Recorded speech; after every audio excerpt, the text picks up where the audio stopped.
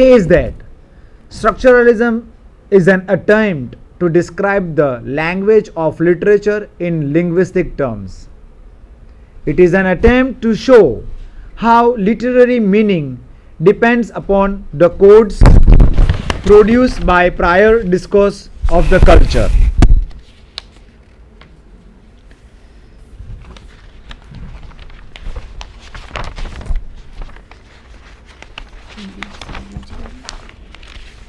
So I will go in details as far as structuralism is concerned. Structuralism is one of the most influential modes of critical and cultural analysis of the 20th century. It believes that the world is organized as structures. This is very important. The world is organized as structures. Structures are forms. They are forms made up of units that are arranged in specific order. For example, a very short example, I had quote this from Pramod Nair's The Contemporary. Example, a poem is a structure. I'll explain structure. What is structure? A poem is a structure constituted by units such as the units are sounds, phrases, pauses, punctuation marks and words. Now every unit is connected to every other unit. Sounds, phrases, they are connected, interrelated. The poem is thus the result of all the units when it is put together.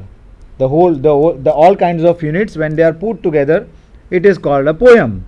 In order to understand the poem's meaning, we need to read all these components parts together and see how the images generated by the words hold together with the rhyme scheme, the sounds and the punctuations. Thus a word in a poem makes sense because of its relationship with the other words, images and sounds. So this interrelationship is very important to make a poem, and this is called the structure of the poem. I would like to say something for Yes. structuralism. See, structuralists believe that practically everything we do that is specifically human is expressed in language. That is the basic idea of that. Second thing is, structuralist school emerges from the theories of language and linguistics. Yes. These are the language and linguistics are the two important points as far as the structuralism is concerned. And the third point is, structuralism is used in literary theory as, for example, if you want to examine the short stories. So what you will do, the structures of a large number of short stories to discover the underlying principles that govern their composition, principles of narrative progress and of the characterization. So that will tell you the whole structure of the short stories if you want to know how it is composed.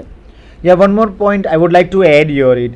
It looks for the structuralism, it looks for the underlying elements in culture and literature that can be connected so that critics can develop general conclusion about the individual works and the system from which they emerges. Structuralism maintains that, lastly, practically everything we do is specifically human, is expressed in a language. Whatever we do specifically human, that is expressed in language.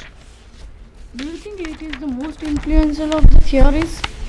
Yes, as far as the literature and the language is concerned. Now I would like to go for the post-structuralism. So here it is. Post-structuralism is a response to structuralism. It maintains that frameworks and systems are merely fictitious constructs and cannot be trusted to develop meaning or to give order. They believed that the very act of seeking order or a singular truth is absurd because there exists no unified truth. It means post-structuralism, with its notion of contamination, differences, textuality and intertextuality, destroyed the notion of a single author, meaning or text. It destroyed the notion of single author, meaning or text.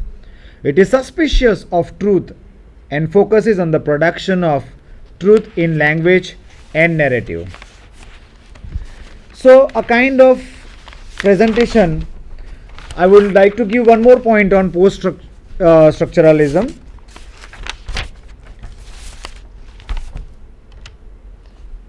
So, here are we with the theories of structuralism.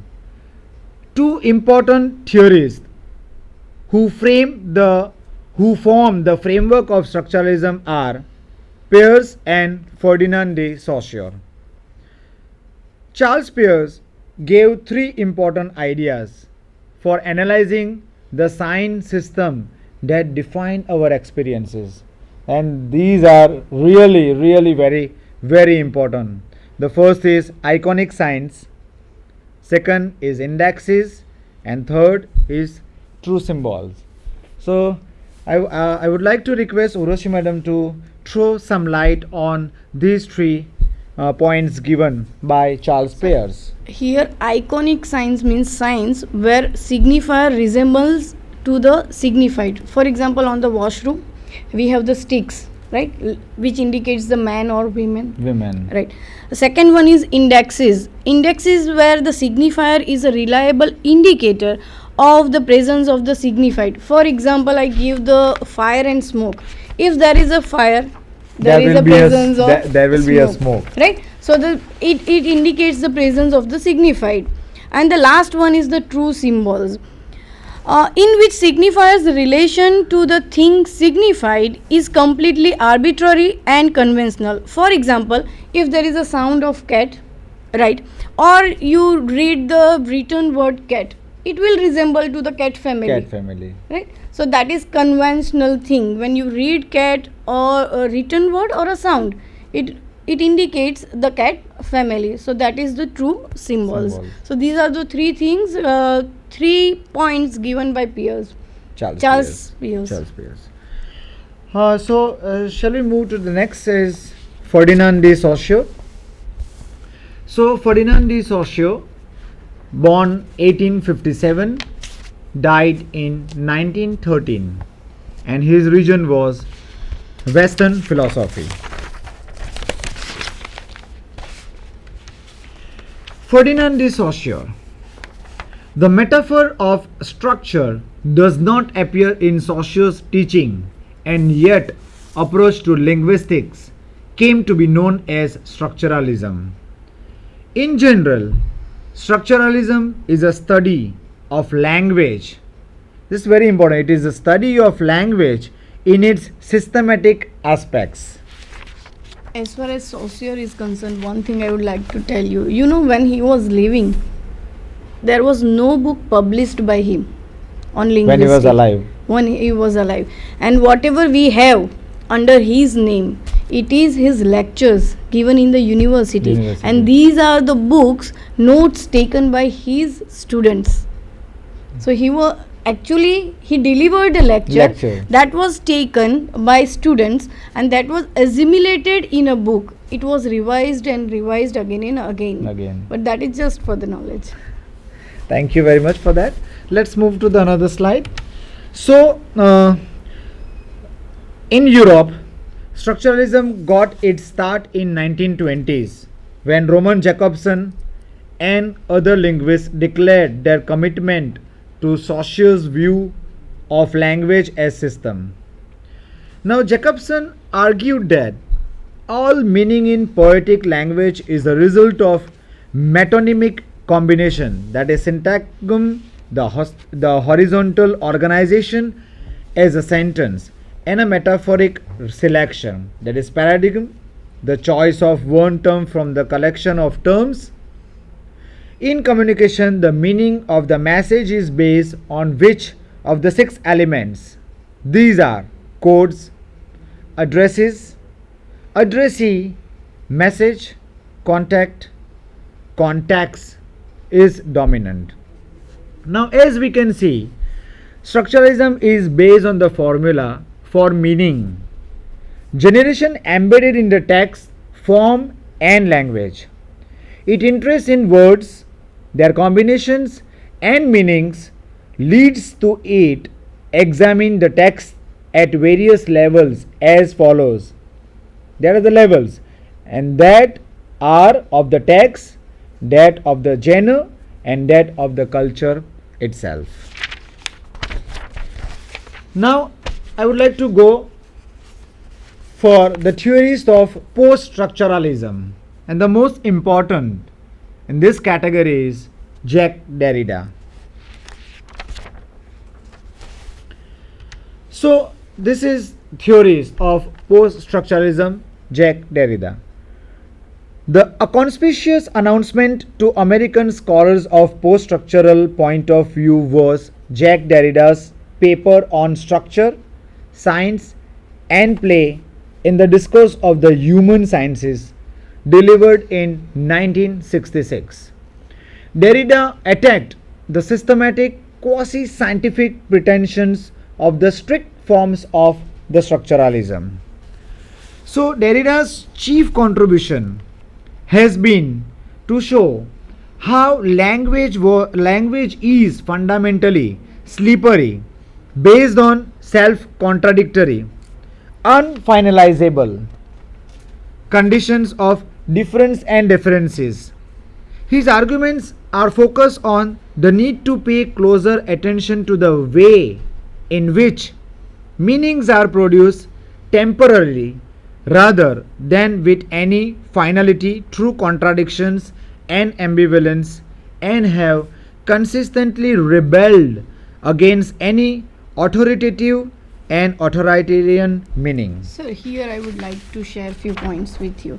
First of all, Jacques Derrida challenged the whole concept of structuralism, right? And what he told is that you cannot trust the sign, signifier and signified, the whole system of these yes. three, as told by Saussure in the structuralism. Second thing, in post-structuralism, the most important thing, author is displaced as the absolute authority. You have just told. Yes. He was displaced from the absolute authority. So he was not the only person in the text. Second thing is, the reader plays important role in interpreting the text. The two things, the author was displaced and the reader comes in, right? So he plays reader plays an important role in interpreting the text. Here I would like to mention Rollabath. Right, in Rollabath, the death of the author, Rollabath argues that death of the author settles the modernist notions of authority and knowledge building. Once author is dead and modern idea of singular narrative is overturned, he becomes plural, and the interpretation of the text becomes a collaborative process between author and audience. So before, what happened, only the author was there, right? It was singular. But here what Rollabath says, that it becomes a collaborative, right? Author and audience both are there. The most important quotation is, the birth of the reader must be at the cost of the death of the author.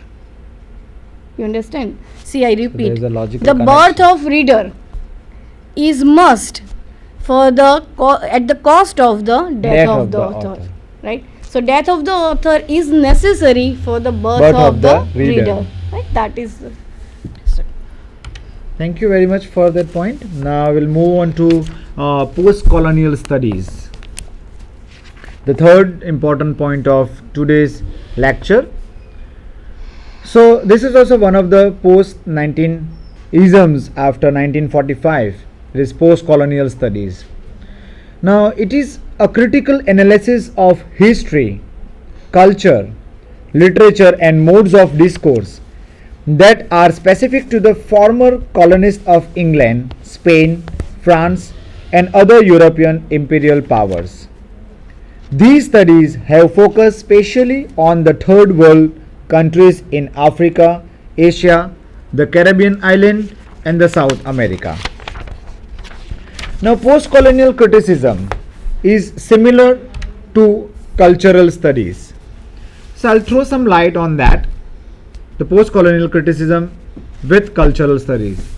The critics of post-colonial are concerned with literature produced by colonial powers and works produced by those who were, are colonized.